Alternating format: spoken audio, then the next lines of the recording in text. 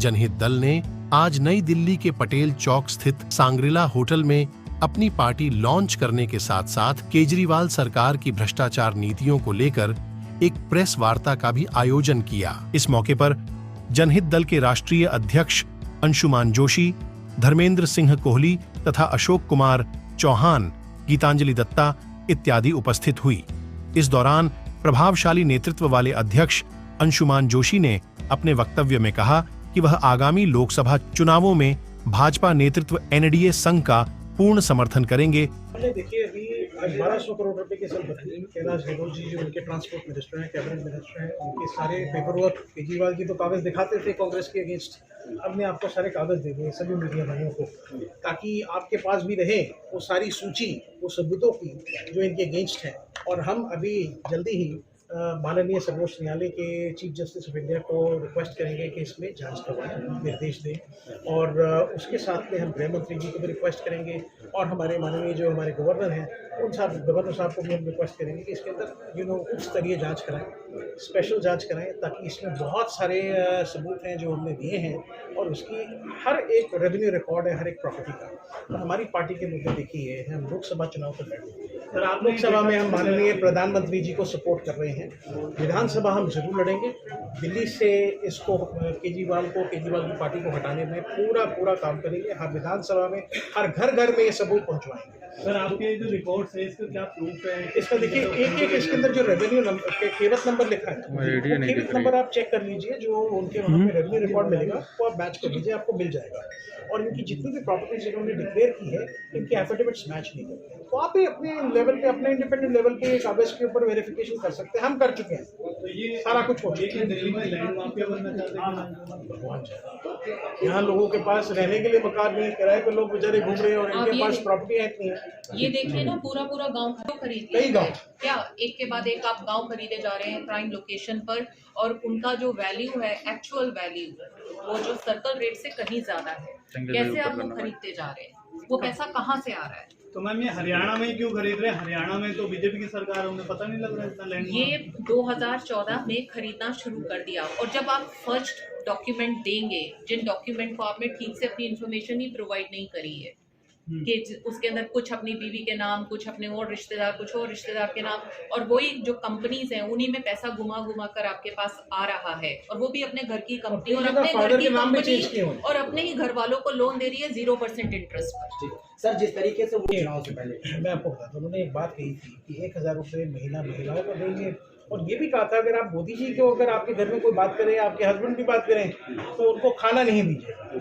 ये कैसी बात है? मुझे लगता है कि इसके बारे में महिलाएं बोले ज्यादा बेटर है। आप क्या कहना चाहते हैं? आप 1000 देके महिलाओं को सपोर्ट कर रहे हो और दूसरी तरफ आप समाज में एक के साथ एक शराब की बोतल दे रहे हो, तो सपोर्ट कर रहे हो या उनके घर बर्बाद कर रहे हो?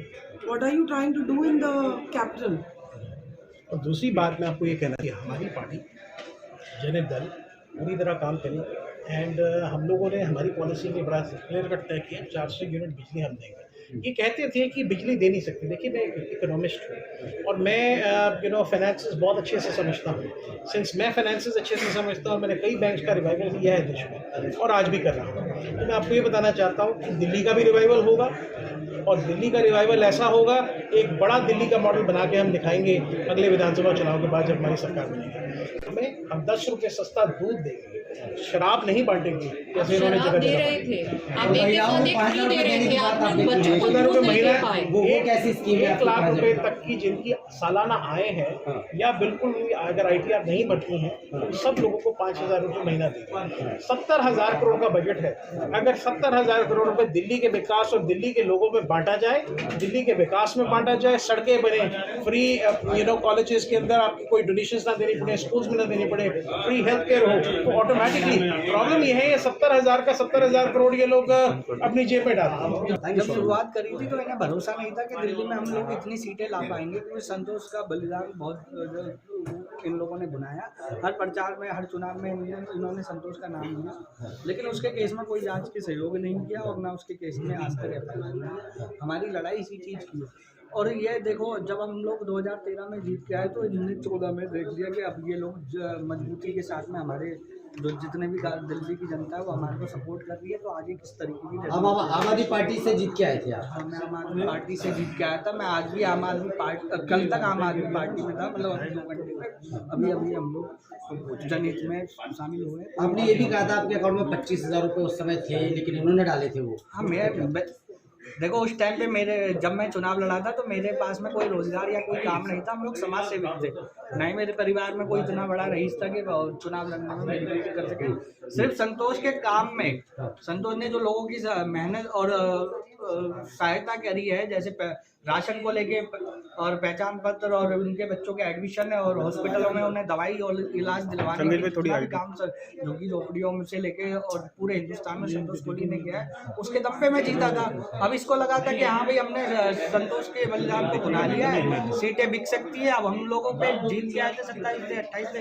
अब उससे ज्यादा क्या है कि हम लोग दूसरे चुनाव में जीतने की गारंटी भरते हैं, तो वहाँ से टिकटों का सौदा करने लग गया। पहले जहाँ पे हमारी टिकटें लेने को लोग घबरा रहे थे, वो टिकटें बिक रही है क्योंकि जीत की गारंटी है। और जब जीत की गारंटी हो जाती है तो उसमें पार्टियां टिकट बेचती है, सिंपल सी बात है। तो ये टिकटों का दलाल बेच रहा है और आराम से सीटों पे से अपनी इनकम कर रहा है। और क्या अम्बेडकर नगर से पूर्व विधायक आम आदमी पार्टी से 2013 ये हैं, क्या कुछ कहना चाहेंगे किस तरीके हम से लोग हमारी जब पार्टी- जीते थे 49 डेज की सरकार जो थी उस टाइम पे, उस टाइम हमारे नाम भी एक बहुत बड़ी जीत थी चौधरी प्रेम सिंह गौराने की। वो पूरी दिल्ली में एक तहलका था, बहुत बड़ी जीत थी। कारण ये रहा कि हम लोग इनसे जुड़े थे कि ये भ्रष्टाचार को खत्म करेंगे। आईडी नीचे करो। जब 1 साल गुजर गया, जब आईडी ऊपर टिकटें बंटने लगी, तो उसमें हमें था कि भाई हमें तो मिलेगी टिकट, क्यों, हम तो जीते हुए विधायक हैं और हमने काम भी ऐसा किया है। लेकिन इनके चाहते वो क्या कहते हैं, उनके बहुत नज़दीकी व्यक्ति संजय सिंह जी, मैं नाम लूँगा खुल के, संजय सिंह जी ने एक रोल अदा किया कि अशोक चौहान की टिकट कैसे काटी जाए। जो अभी मौजूदा विधायक हैं हमारे अम्बेडकर नगर के, उनको वो टिकट 1,40,40,00,000 में बेच दी। ये मेरे को किसी ने बताया था कि ये भाई साहब आप पार्टी चेंज कर दो, आपकी टिकट ये काट चुके हैं। किसके थ्रू बेची गई आईडी थी? ऊपर कर दो, बोल रहा है। पता तो नाम संजय सिंह का नाम लिया ना मैंने। अच्छा, तो उसी कारण हमने ये पार्टी को त्याग दिया था। और वो भड़ा जो आप निकली है, जो लोकसभा के चुनाव चल रहे हैं, इस दरम्यान पता चला कि केजरीवाल जी को जेल होने वाली है। लेकिन ये तो अपने आप को कट्टर ईमानदार बताते थे शुरू से। कट्टर ईमानदार की वजह से तो हम इनसे जुड़े थे। हाँ, भाई जुड़ने का कारण यही था ना कि भ्रष्ट लोग नहीं है, अच्छे लोग हैं और ये अच्छा काम करेंगे दिल्ली में, उसी कारण जुड़े थे। और पहली भ्रष्टाचार तो इन्होंने हमारे पे ही कर दिया, हमारी टिकट काट कर। तो हमारे मन में तो भड़ास थी ना कि भाई उस समय आएगा, वो समय आ गया, तो हमने भी अपनी भड़ास निकाल दी है।